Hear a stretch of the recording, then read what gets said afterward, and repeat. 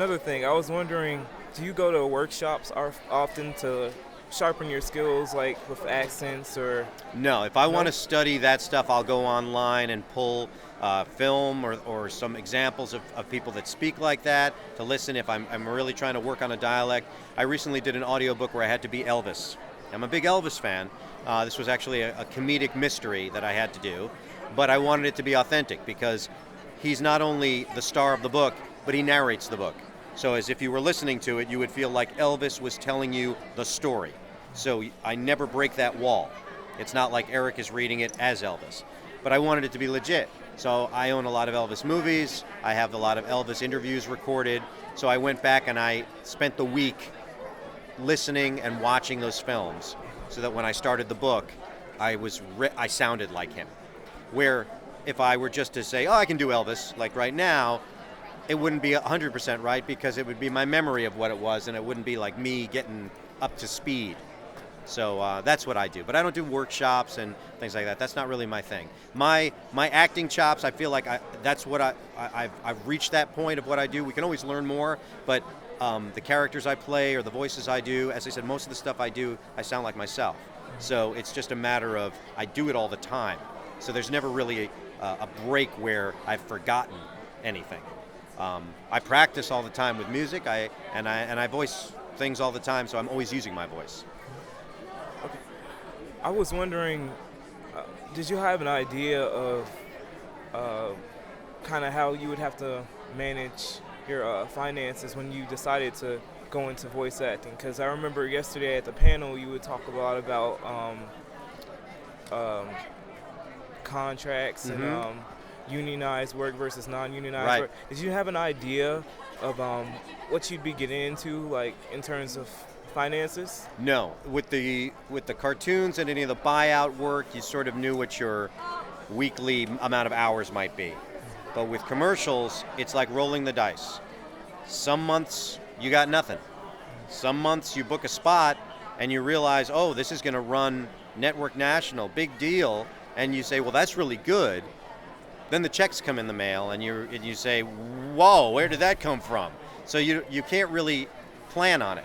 What you have to plan on is that it's going to be that roller coaster ride, and that you have to fill in the blanks, and that you have to do other things when those other things are dipping down. If you're not doing a lot of commercial work right now, fill it in with audiobooks. If you're not doing a lot of audiobooks and right now, go play a lot of music gigs, and whatever it may be, you got to fill in the blanks, because being an entertainer or being in the entertainment business, there are no guarantees unless you have a contract that's like you're on this show for 10 years and this is how much you're going to get. Then you can plan things out. So when checks came in the mail that boosted my income, I had to say, don't spend that yet, because next month you might need that for your rent, because you're not getting any money. So it's interesting. But when I first started doing union work as a commercial voice actor, and I met other guys that had been doing it for years, they're the secret millionaires. Those are the guys that you don't recognize walking down the street, but you know their voice the minute they open their mouth. And they made a lot of money, especially like, early 80s, stuff like that. There was a lot of guys guys and gals that were doing almost everything. It wasn't like a huge industry. Now it's become a huge industry. So there's more and more people that are doing it. So the jobs are spread out a little bit more. But back in the day, there were guys, 6-figure salaries, There are years where it's like, yeah! And now it's like, oh, I would really love to have one radio spot, Just a few more questions. Yep. When did you decide to start your own business and your own casting company, right? No, I worked for another studio, but I started there as an intern, as an assistant, and I worked my way up to being a casting director and then a producer. I worked there for 10 years, and then I ran the studio.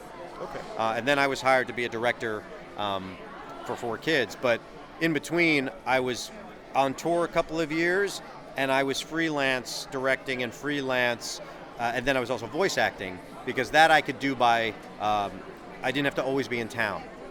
When I first got my first rock tour, I knew that I couldn't have a 9-to-5 job. So I got signed with an agent as a voice actor, and then I also would direct freelance. So I'd go away for a couple of months, come home and work. Then I'd go away for a couple of months, come home and work. And that was the only way I could do it, was not have a staff job. So. Okay, I think this should be the last question. Okay. I was just wondering about Four Kids. Right. I know because I know you mostly from those shows. Right. When they sort of dissolved because of a bankruptcy. Right. How did that change what you do? Well, I had already left them. Okay. I had decided I wanted to move to Nashville from New York and really focus on music. So I left probably 6 months before they went into bankruptcy. I had been there for 10 years. And I'd done a lot of work for them, and that was great, and it was a great experience, and that's definitely a family of mine, those people. But I really wanted to focus on the music, and I was so busy in New York that I found myself searching for those opportunities, 10 minutes here, half hour there, where I could sit down and write songs, and that was not making me happy. So I needed to make the shift. So I left. So it didn't affect me that way. I'm sure if I had stayed, it would have affected me more if I thought I was going to have a job and they went into bankruptcy. But I got out before that. Okay. Yes, I'm one of the few people that actually left his job. It wasn't fired.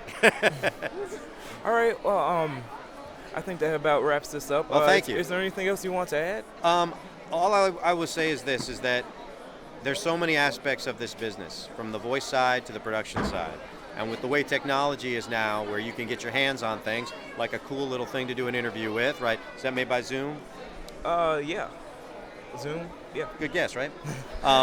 Something like that with all the technology that we can now afford.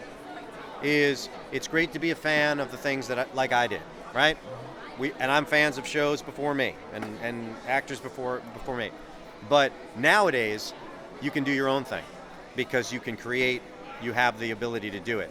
So if you're a writer, if you're an artist, if you're an actor, take a chance and try to create something original, because now you can get it out there for people to see very easily and get a following on YouTube or something like that. Whereas when I was first starting, I was working on reel-to-reel tape. I mean, there wasn't all the stuff that was handy and affordable.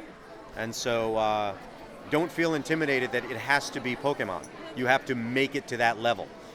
You can have success with even just a good, smaller project, but do your own thing. Try it, because you might come up with something really cool and then hire me. All right, thanks. Right? Okay, good. Cool. Thank you. Oh, could you give us a shout out to Street Level Anime Club? This is Brock saying, hey, Street Level Anime Club, can I get a date? Thanks a lot. You got it. Thanks a lot.